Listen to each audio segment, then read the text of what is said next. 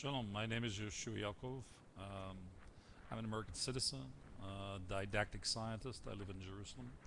I'm the author of Humanomics trilogy, approximately 2,500 pages for web publication on the trilogy. Humanomics is a new East-West convergence model. It comprises two first principles. The new cognitive behavioral science first principle, which is receive to give, and the new economic paradigm, the integration of labor. The latter, I'm the author of all three. The latter is the central platform tenet of the Obama candidacy, and we expect very much presidency. But that said, we'll get to the issue of the questions.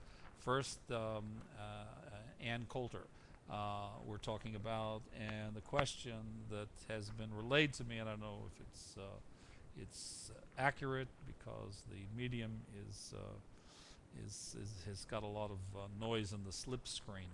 But that said, the question, as I understand it, is can you please explain to me humanomics in general and the collapse of the local reality that compels or requires the new East-West convergence model? Okay, as best I can, I first observed beginning in February 26, 1991, on the Iraq-Kuwaiti border, certain events, and in that same year, December 25th, 1991, in the former Soviet Union, there was the collapse of its local reality, which was communism. In the next year, it was repeated in 1992 in Yugoslavia. The collapse of its local reality was its communism. In 1990, in the murder of Rabin, November 5th, 1995, the collapse of the local reality in Israel was its Zionism. Subsequently, 9/11, the collapse of um, uh, the American capitalist system has been imploding ever since. Without going into all of the esoterics, there is a complex meta-narrative which takes us from the official narrative of the event to the meta-narrative of the event, but that's not for this video. There are other videos that explain that. Let's see. Next, we go to the murder of Harari. Before the murder of Harari, we have the collapse in Iraq of the Ba'athist regime. That was March 17th, 2003, and the subsequent murder of Harari in Lebanon.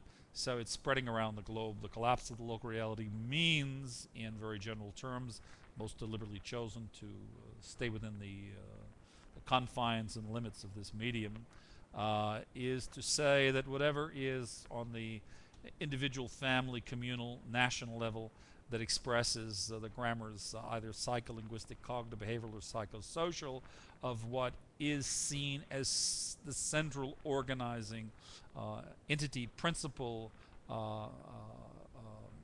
custom, tradition, etc., of anthropologic, psychologic, sociologic life on this planet.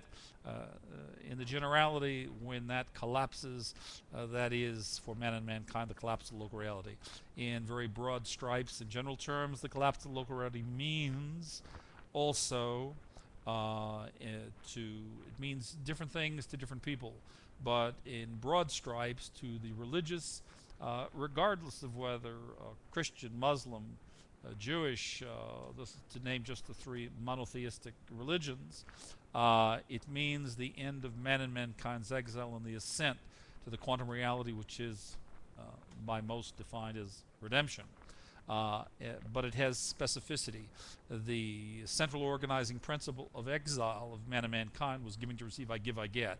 That collapsed, and what replaces it is, in Hebrew, kabel b'shvilatet, in English, receiving to give.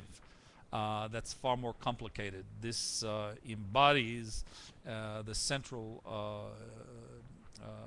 sustainable human development in the general and identity resolution, in particular what's called within that technology the PDD access, which is paradox to dilemma to dichotomy access, which affects a formal first order phase transition in the transformation of behavioral mammalian animal to ascent to cognitive being, namely man.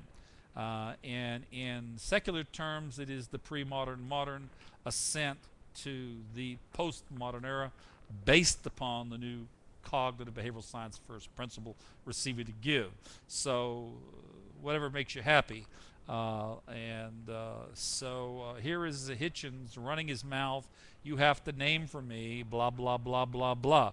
So I accepted his challenge and answered. And the answer was simple. I said, the statement that is made by a religious person that cannot be made by one of no religion or no faith, which was his challenge, is, quote, the truth is the information that never changes, parenthetically, in finality, changing, underscored, parenthetically, in intentionality, full stop, end of quotes.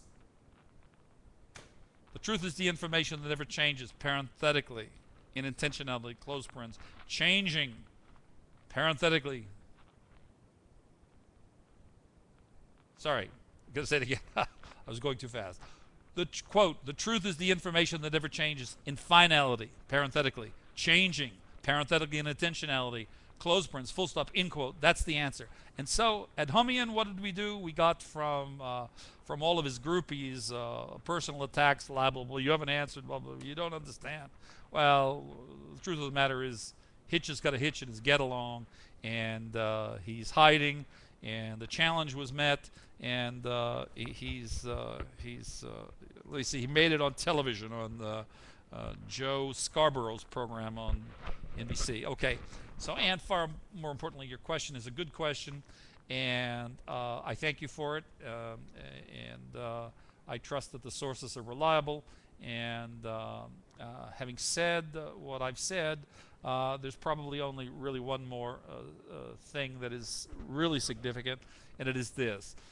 The most significant event in the millennium is the collapse of the local reality. Make that in the last 3 or 4 millenniums, particularly for the monotheistic religions.